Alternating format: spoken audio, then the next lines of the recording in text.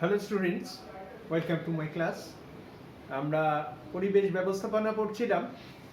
এর আগের দিন দুটো জিনিস ক্লিয়ার করেছিলাম। এক হচ্ছে পরিবেশ ব্যবস্থাপনা কি, আর 2 নম্বর পরিবেশ ব্যবস্থাপনার গুরুত্ব। আজকে যেটা আসবো, পরিবেশ ব্যবস্থাপনার বিভিন্ন দিক বা দৃষ্টিভঙ্গি। কি কি দিক থেকে পরিবেশ ব্যবস্থাপনাকে ব্যবস্থা করা যায়। অনেকগুলো দিক থেকে দেখা যায়। প্রতিটা সমস্যা, যে কোনো সমস্যাকেই নানা দৃষ্টিভঙ্গি দিয়ে মানুষ যখন চিনতে শেখে, তখন সেই তার নানা রকমের সমাধানের রাস্তা বেরিয়ে আসে। এটাই তার দৃষ্টিভঙ্গি। সমস্যাটাকে আমরা কিভাবে কোন দিক থেকে দেখব। আমি যদি এরকম একটা মডেলের কথা ভাবি, এখানে গ্রিন কালারটা একটু লাইট হয়ে গেছে, যাই হোক, মাঝে লেখা আছে পরিবেশ ব্যবস্থাপনা। এটা হচ্ছে আমার মূল বিষয়বস্তু।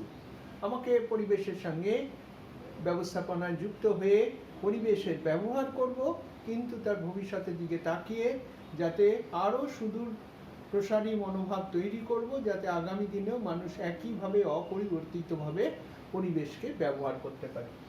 সেই পরিবেশ ব্যবস্থাপনার 3টে দিক আছে। সেই দিকগুলো একটু আলোচনা করি আজকে। এটা একটা পপুলার বড় কোশ্চেন, অবশ্যই এর সাথে গুরুত্বকে জুড়ে দিয়েও একটা 8 নম্বরের প্রশ্ন হতে পারে। সুতরাং আমরা বড়ভাবেই পড়ি, ছোট করাটা কোনো সমস্যা নয়, যে কোনো বইতেই আছে। তা প্রথমে দেখি পরিবেশ ব্যবস্থাপনা, তার 3টে দিক কি কি। প্রথমটা হচ্ছে অর্থনৈতিক দিক, প্রযুক্তিগত দিক, সামাজিক দিক।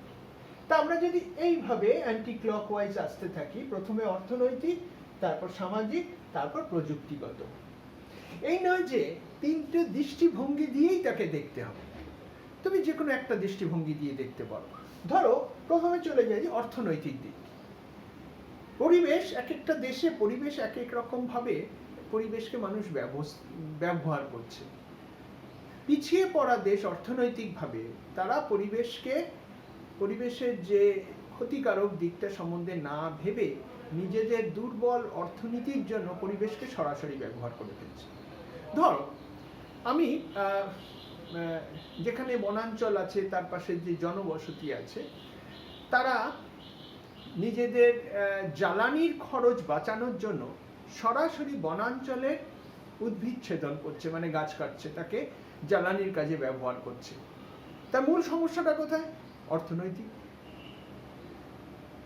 কোনো অর্থনৈতিকভাবে দুর্বল পিছিয়ে পড়া লোকজন তাদের উপার্জনের রাস্তা খোলার জন্য বহু সময় চোরা শিকারের সাথে যুক্ত হয়ে যাচ্ছে। তার কারণটা কি?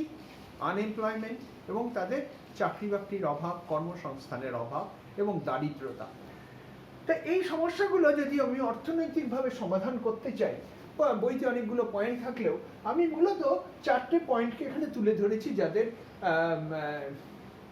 প্রাধান্য সবার আগে দিতে হবে, সবার আগে প্রায়োরিটি দিতে হবে।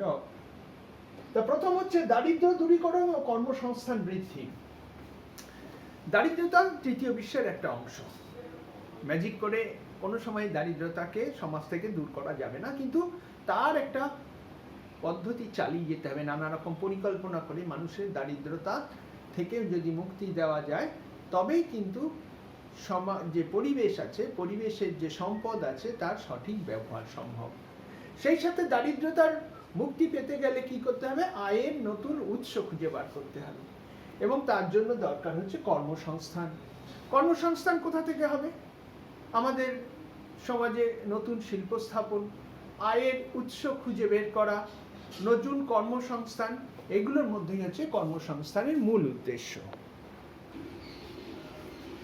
এবার আসি দ্বিতীয় পয়েন্টে। দ্বিতীয় যে পয়েন্টটা রয়েছে সেটা হচ্ছে জাতীয় আয় বৃদ্ধি।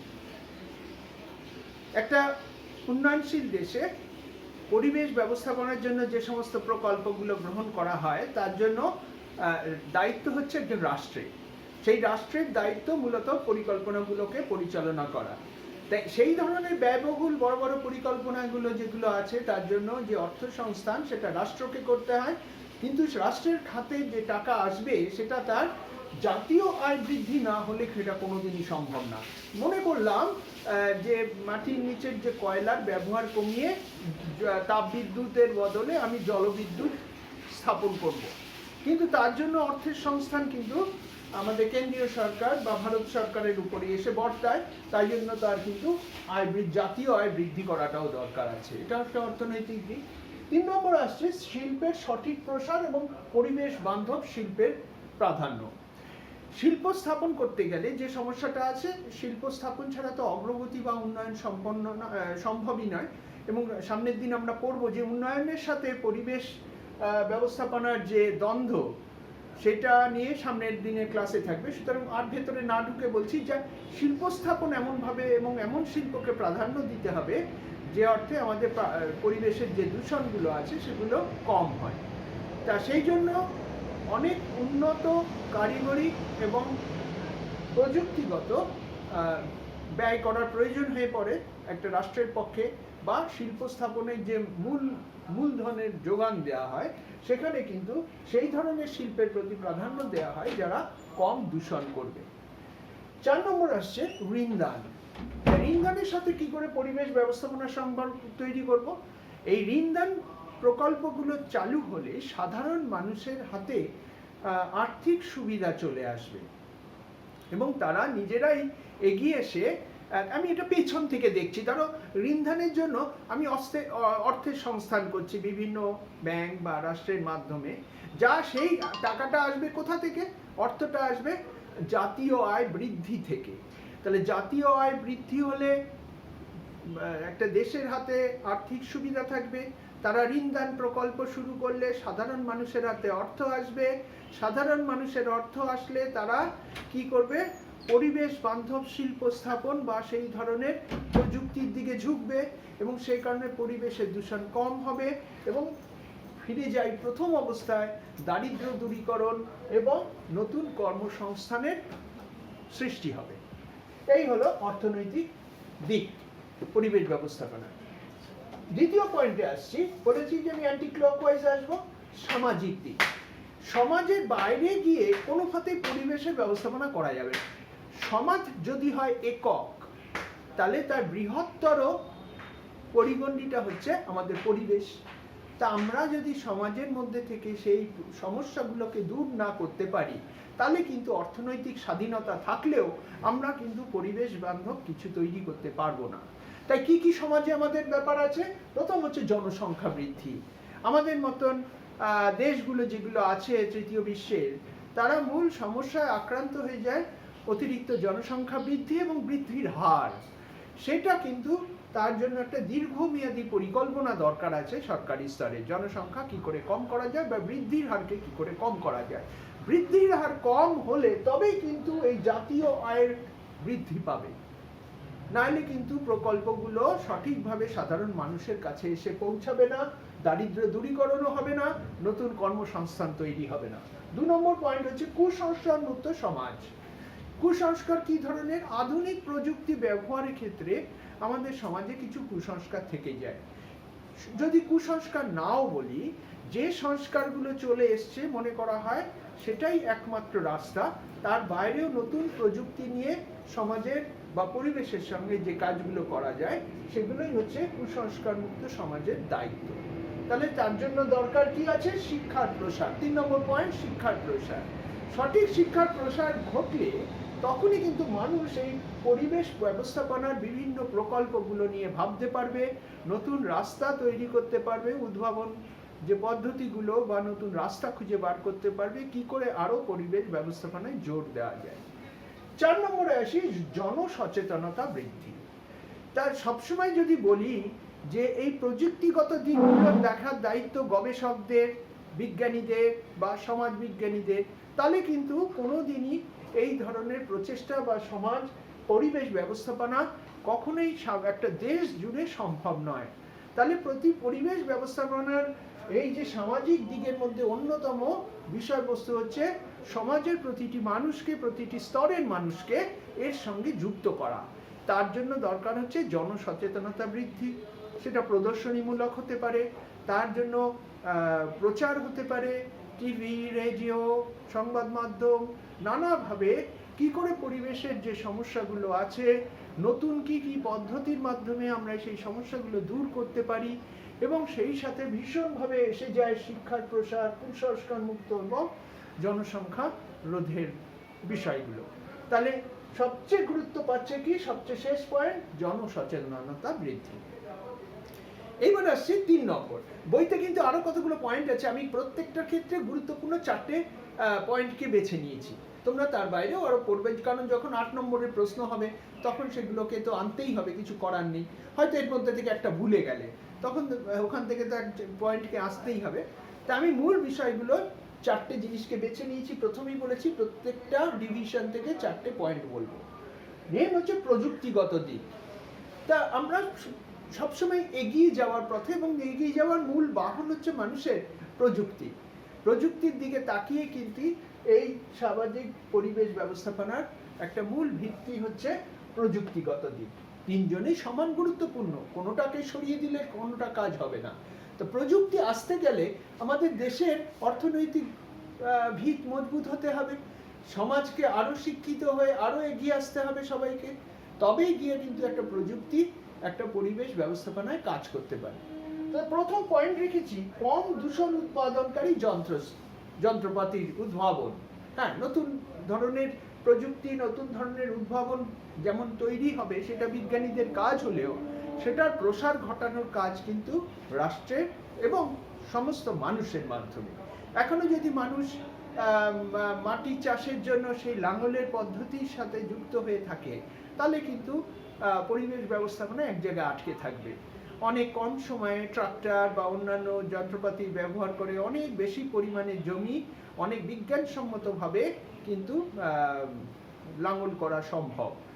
নানা রকম কীটনাশক বা প্রযুক্তিগতভাবে উন্নত বায়ো ফার্টিলাইজার ব্যবহার করে রাসায়নিক সারের থেকে অনেক বেশি সুবিধা মানুষ পেতে পারে।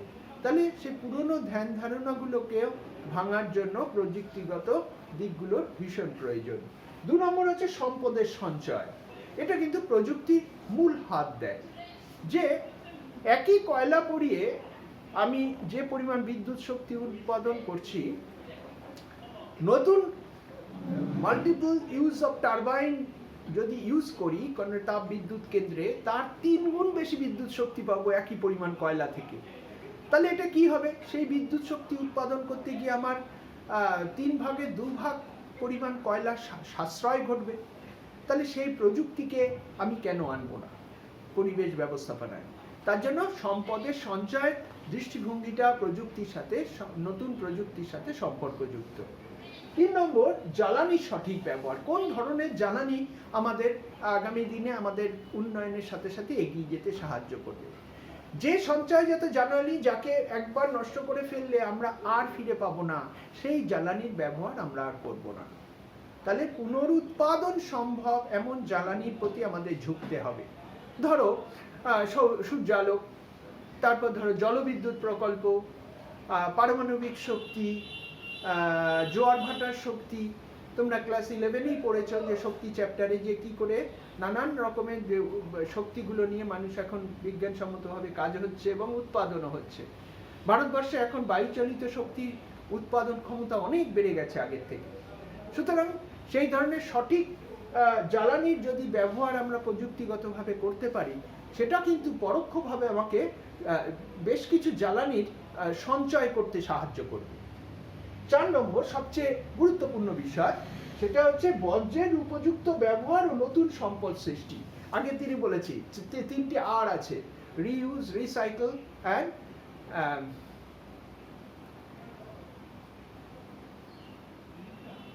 রিইউজ, রিসাইকেল, আর হচ্ছে পুনর্ব্যবহার।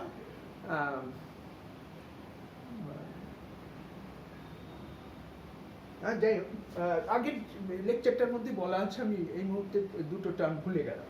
আচ্ছা, বর্জ্যের উপযুক্ত ব্যবহার ও নতুন সম্পদ সৃষ্টির মধ্যে প্রতি মুহূর্তে আমাদের শিল্পজাত যে বর্জ্য পদার্থগুলো তৈরি হচ্ছে তার অধিকাংশই আমাদের আবর্জনা রূপে সমাজের উপর একটা ভার তৈরি করছে। বিশেষ করে প্লাস্টিক বা যে কোনো রাসায়নিক পদার্থ, নানান গ্যাসীয় পদার্থ, সেইগুলোকে বারবার ব্যবহার করার একটা রাস্তা খুলে দিতে হবে নতুনভাবে। আর 2 নম্বর ভাবে নতুন কিছু সম্পদ তৈরি করতে হবে। যে ধরো আমি তাপবিদ্যুৎ কেন্দ্রকে আমি এই মুহূর্তে সরিয়ে ফেলতে পারবো না। আমাদের দেশের যত চাহিদা বিদ্যুতের, তাপবিদ্যুৎকে সরিয়ে দিয়ে আমি রাতারাতি সব সৌর্যালোকের বিদ্যুৎ সোলার এনার্জি দিয়ে কনভার্ট করতে পারবো না। তার তাপবিদ্যুৎ কেন্দ্র তৈরি হতে শুরু করলো। তাপবিদ্যুৎ কেন্দ্রের থেকে উৎপাদিত যে বর্জ্য পদার্থ সেটাকে বলা হয় ফ্লাই অ্যাশ। সেই ফ্লাই অ্যাশ একটা প্রচণ্ড দূষণকারক পদার্থ, এবং এই নিয়ে আমাদের সঠিক বিজ্ঞানীরা যা নানা রকম পদ্ধতির মাধ্যমে সেই ফ্লাই অ্যাশগুলোকে ব্রিক্স তৈরি করা বা বিশেষ ধরনের ইট তৈরি করার প্রযুক্তি উদ্ভাবন করে ফেলেছে। তা আমরা সেই বর্জ্য পদার্থের উপযুক্ত ব্যবহার করতে পারি এবং তাদের নতুন সম্পদ সৃষ্টি করতে পারি। আমাকে মাটি থেকে জ্বালানি পুড়িয়ে ইট না বানিয়ে ফ্লাই অ্যাশগুলোকেই কিন্তু আমরা আমাদের আবাসন শিল্পের কাজে ব্যবহার করতে পারি। তা আমি এরকম ছোট ছোট উদাহরণ দিয়ে দিয়ে বললাম। তো এইভাবেই এক্সপ্যান্ড করে যাবে 8 নম্বর মোর দ্যান এনাফ। আমার মনে হয় প্রত্যেকটা থেকে 4টে পয়েন্ট নেওয়াই বেটার।